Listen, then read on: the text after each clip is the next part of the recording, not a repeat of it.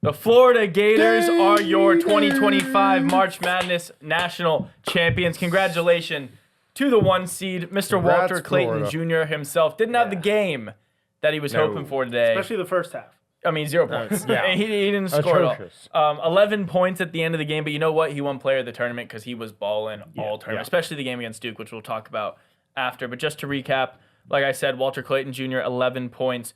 Will Richard led the team, 18 points. Houston kind of blew the game, though. Yep. I mean, they had that game in the palm of their hands. They had 0 field goal attempts with 1:20 left in the game, 4 turnovers, and LJ Cryer's 19 points kind of goes on deaf ears. Yeah. Mike, what'd you see in this game? I know you had Florida big. Oh, yeah. And you live bet them. Oh, yeah. So you must have been feeling pretty good. No, it was great. I mean, it was definitely, like you said, Houston choke. Florida took the lead twice throughout the entire game. The first time was when it was 8-6 in the very, first minute and a half, I think, or something like that. And then at the very end with 2 minutes left when I think it was like 65-62 and they went up by 3 or something. I think something around that number. But yeah, I mean, they kind of had lock-up defense near the end there, and along with Houston kind of being consistent with not being the most high-powered offense in the tournament. But they converted the points when necessary for the Gators, and they had an unreal second half comparatively to the first. So yeah, and when you're talking about Houston's non-high-powered offense, I mean, Cryer was the only guy in double digits. Yeah. The rest of their team, I think they play great defense. But we've seen Florida do this in multiple games now. Yeah. Where they get behind and have these miracle comebacks. I mean, they were down 10 to Auburn. They were down 10 to Houston. They, really tight. Huh? 12 was the biggest. Down 12 to Houston. Yeah, margin. They were down big to UConn. They just keep finding ways to get it done. Yeah. Mario, what did you see in this game? I mean, I saw exactly what I've seen with Houston all year. It finally happened. All year, they've looked a little suspect as a team. Obviously, they're great defensively, but we've seen a lot of these close games throughout the season, even pre-tournament, against not the best of opponents. But they would find a way to pull out the wins, but, they'd be 8-9 point favorites against teams, and they would, win by 3 in, a late game, like clutch, mid-range shot or something to like win by 3. And they finally met an opponent that had a formidable offense. And granted, Houston was doing what they had to do in the first half, and Florida went cold. But like you said, we've seen multiple times this tournament where they go cold. Walter Clayton, even against UConn, went cold in the first half, and all of a sudden erupts for 14 points in the second half. This game, kind of similar, went for 11, all his points in the second half. I thought Florida was a better team overall. It was nice to see Houston lose this game, too, because they really had no business being in this game. If we want to go back to the Duke game. I do want to go back to the Duke game, actually, because we haven't had a chance to recap it yet. Duke was everyone's darling to win. Yeah. I mean, and based on the way that Florida played, especially in the first half against Houston, you'd kind of have to assume they might have not been able to come back against Duke. Yeah. And would have been interesting for sure. The end of that Duke game, Cooper Flagg, once again, he did the over-the-back foul to give Houston the Which was the lead. Questionable call, but he got close to him. He definitely touched him a bit, and then he missed the game winner. And really quickly on Cooper Flagg, I want to just ask the question: is this something we have to be worried about with him going to the NBA? Because all of Duke's losses this year, and they didn't lose a whole lot, but when they did, he had the ball in his hands, and he either slipped, turned it over, missed a shot, or fouled.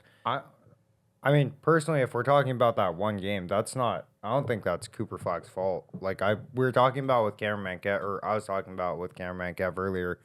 I think that's on Duke and their coaching for not drawing up an inbounding play. I mean, they throw a heave 75% up the court, and then, it's kind of anyone's ball. Wait, what are you talking about? Somehow what are you talking about? After Houston shot their free throws against Duke. No. I was talking about the foul to give Houston the lead, and then Cooper Flagg's missed mid-range shot. Didn't he miss the heave at the corner of the 3? No, that wasn't him. That wasn't him. The heave was just that was like Proctor when it was 2 seconds left. Oh. Well, I was talking about the missed game winner and then the foul. Oh, okay. Well, I mean, yeah, definitely. Just, I don't know. They choked that entire game in general, But does it hurt his draft stock? I would say no. No shot. Yeah, no shot. Definitely I wouldn't be that concerned with Cooper Flag. With these games, because you're talking the whole season. Where I mean, he's the best player on the court for sure. Mm-hmm. Yeah, where he's like slipped and they've lost the game.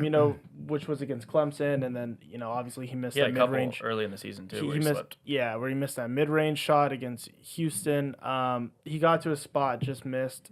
That's what happens when you're the best player. They've given it to him all season, and no one's going to talk about the 35 wins they've had where 12 or 13 of the times he's hitting a clutch shot for them to win the game. He's even done it earlier in this tournament. He's had games where he's gone for crazy points, kind of take over at the end. Yeah, he had 27 in this one. You have one or two games where it doesn't fall your way. You're never going to be perfect, and that's everyone will hyper focus on those moments. Totally. But yeah, I think, you can get on him a little bit, just not being more aggressive, I guess, towards the end. But I feel like also a lot of that just has to fall on, the coach and the whole team as well. I think Duke went the last 7.5 minutes with one field goal made. Yeah, it was brutal. It was just you just can't do that. That's what Houston does to teams. And yeah, I don't think it's all Cooper Flag. He's definitely the best player in college basketball. And I think he's just young though. I think I thought the over the back foul was a worse a lot of mistake than the commentators miss. disagreed with it as well. Mm-hmm. Yeah. That it was a foul. They should should not play have on. been. Yeah. No, I'm with that 100%. I don't think it should have been called either. But I'm just saying you shouldn't put the refs in that spot. There's damn near no reason to. You're winning the game. You're fine. Just you don't put yourself in a spot to get a foul. And the refs, they'd basically been letting them play on the whole game, so it was kind of a shift to call that at the spot. But yeah, that was my one thing with him. But I think the rest of the tournament, it was pretty chalk. The games at the end were pretty interesting, but I think a lot of people would have liked to see Duke in there. What do you think of all 1 seeds in the Final Four? We got some interesting games. Yeah, it actually made for some interesting, good games, which is, if all the analysts and stuff were saying that, this is going to be some of the best Final Four matchups that we could see just off the team ratings. Yeah. And we did get some good games, So, it wasn't all the 1 seeds, it being in a Final Four was bad basketball-wise.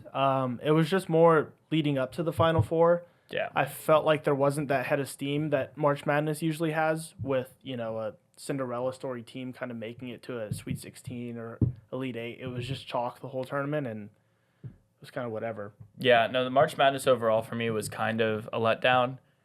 I didn't feel like it was as electric as usual, but we definitely had really high-quality basketball games for the Final Four, which is kind of a supplement for it, but I don't think it completely replaces the electricity that March Madness can give you. Absolutely. And we did get 2 double-digit comebacks, one in the Final Four, one in the Natty. So, Same team. Yeah. But yeah, there you have it. Quickly, before we end, we did a Dejan Hours bracket challenge. Oh, yeah. You guys were awesome on not only subscribing, but supporting all the posts, signing up for the bracket challenge. I think in total we had, 629 of you enter brackets into this, and we officially have a winner. So congratulations to Tail James _ATX. Woo! Congratulations. Tail James. $500 from us Bang. to you. Bracket in the 99.9th percentile. That's Absolutely pretty good. crushed. That was sharp. I'm sure you won a lot of money already. Yeah, absolutely had Florida to win. Yeah, you probably won a bunch of other bracket challenges too. But reach out to us on X or Instagram, or drop a comment with one of your socials that we can get into contact with you with. We'll have you, verify obviously you're the right person. We're not trying to get scammed. Yeah. And then we'll send you the money. So congratulations. We're looking forward to doing a lot more giveaways and fun contests like this before. This got us to 2,000 subscribers. Next one, probably 3,000 and 4,000. Road to 10K on the way. Yeah. Bang, baby. There it is. Making our way up. We'll see you on the next one. We are talking Masters this week, so stay locked in. Just because basketball and football are over doesn't mean we stop. Great gambling weekend. Action. There we go. Go Gators.